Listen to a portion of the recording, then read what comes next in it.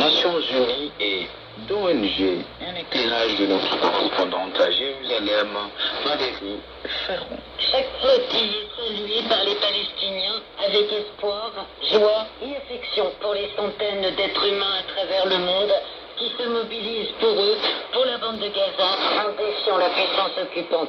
Les militants rappellent pour leur part que les violences qu'ils subissent en étant arrêtés ne sont rien comparées aux tortures subies par les Palestiniens, notamment par les 9000 hommes, femmes et adolescents de la Cisjordanie et de la bande de Gaza incarcérés par Israël. Privés de nourriture, de vêtements de rechange, de matelas et de produits hygiéniques, ils subissent au quotidien des tortures qui ont déjà été jusqu'à tuer plus de 100 d'entre eux, dont un adolescent mort de faim.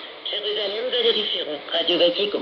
Autre ligne de confrontation des États-Unis et le Cuba. Le secrétaire d'État américain Marco Rubio a averti jeudi Cuba que les États-Unis étaient déterminés à imposer un changement dans l'île communiste au lendemain de l'inculpation par la justice américaine de l'ex-président cubain Raúl Castro, le chef de la diplomatie américaine, lui-même d'origine cubaine et farouche opposant au gouvernement communiste, a cependant dit que les États-Unis espéraient éviter le recours à la force et privilégier une solution diplomatique, assurant aussi que Cuba avait accepté une offre d'aide de 100 millions de dollars sous conditions. Pour plus d'informations et de nouvelles, consultez notre site internet www.vaticannews.20. Chers amis, c'est la fin de cette émission que Marie-Josée Mando-Bois-Boileau a eu le plaisir de vous présenter.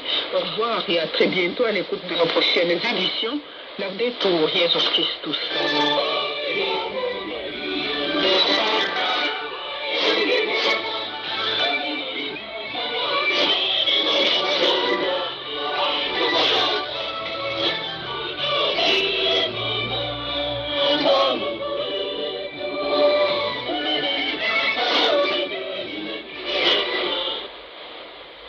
Laudetur Jesus Christus.